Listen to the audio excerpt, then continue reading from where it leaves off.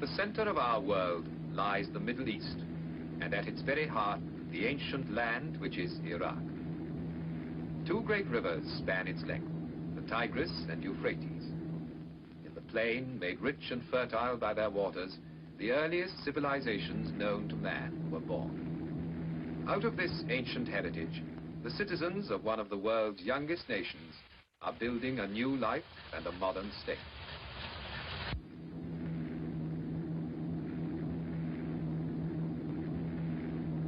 Ageless Iraq is no longer a remote, isolated country. Today, she is a main junction linking the East and West.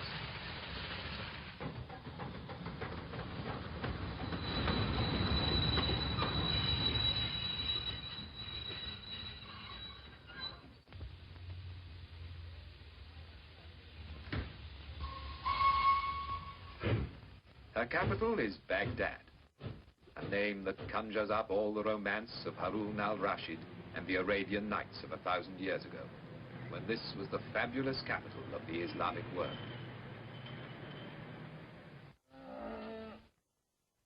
The tempo of an age-old way of life contrasts with the swifter rhythm of the new.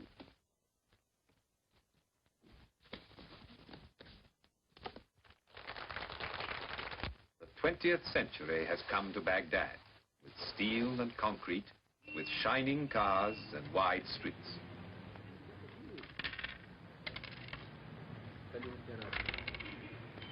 But the people of Iraq hold on to the best of their old traditions.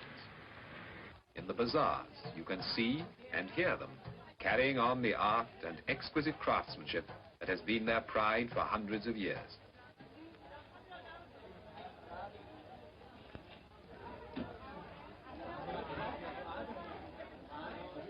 2,000 years before Christ, the world's first code of justice was laid down in the halls of Babylon. Today, in Baghdad, a modern police force upholds the laws of a sovereign state.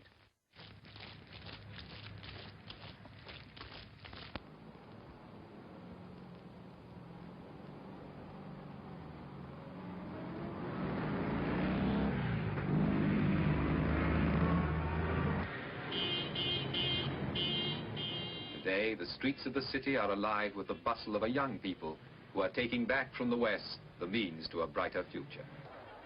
And in their enjoyment of sport, the same is true.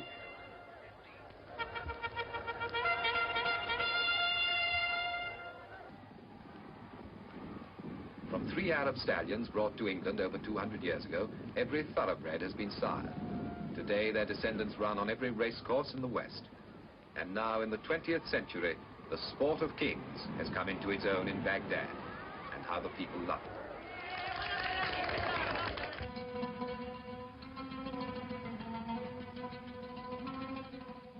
For the people of Iraq, the waters of the two great rivers, Tigris and Euphrates, are indeed the waters of life.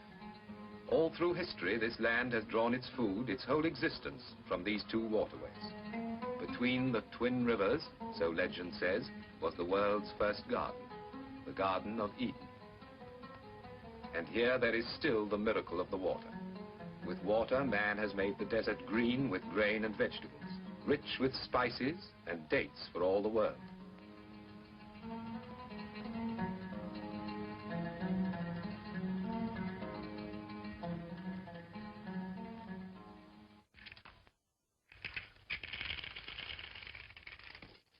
Without the water of the two great rivers, and without the skill that makes them serve the land, much of Iraq would be a desert.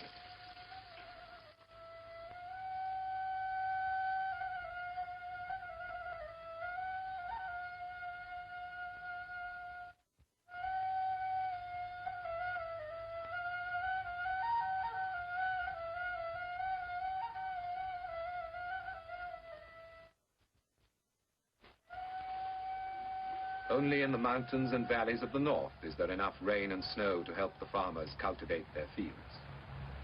Here, the life of the Kurdish tribes, farmers and hunters all, still follows an age-old pattern set by the sun and the changing seasons. When you visit one of their villages, you begin to remember Jacob and his flocks, and Rebecca at the well.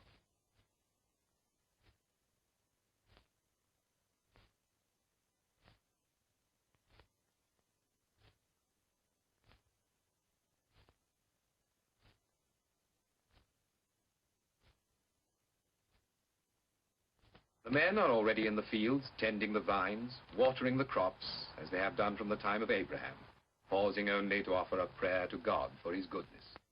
Allahu Akbar, Allahu Akbar. Ashhadu an la ilaha illallah. Ashhadu an la ilaha illallah.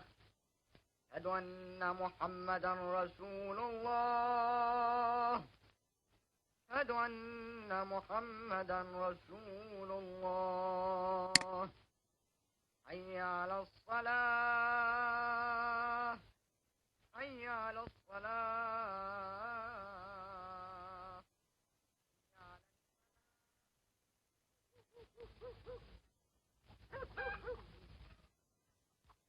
In Iraq, as in every land, the housewife's work is never done. For their husbands, the day's work over, there is time to sip a glass of tea and talk of what the future holds in store for them and their children. But with the coming of spring and the sowing of the seed, all become young again and rejoice.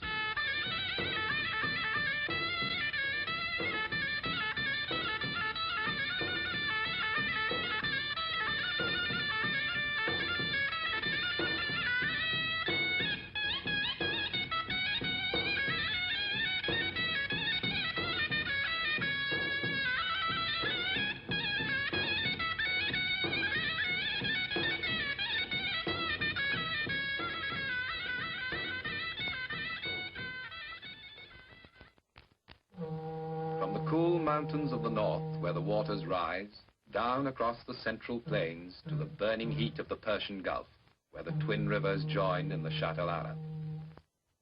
Here lies the great port of Basra, at the crossroads of the world's trade. For generations, seafaring men have made this their port of call, and the fables of Sinbad the sailor were based on the stories they told. Today, the modern port of Basra is Iraq's waterway to the world. Ships laden with the goods of the new age sail out from the Persian Gulf to the Indian Ocean and the Far Orient. And the skies over Basra are thronged with the traffic of the air.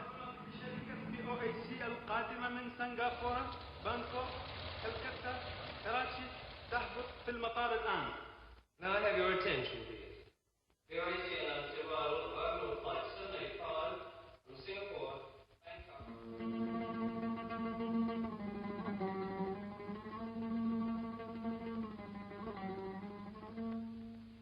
And yet, within a few minutes' flying time of Basra is a strangely different world.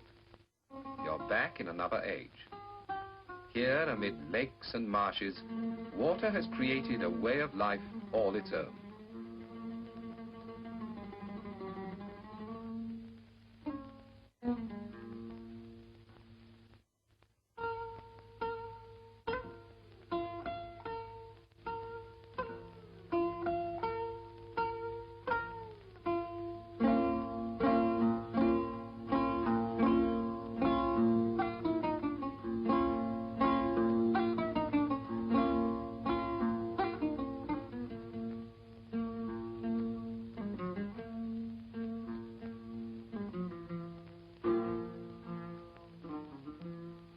A way of life well suited to these strange surroundings, and at the same time a living reminder of that remote past when men settled by these waters to found the first great cities known to man.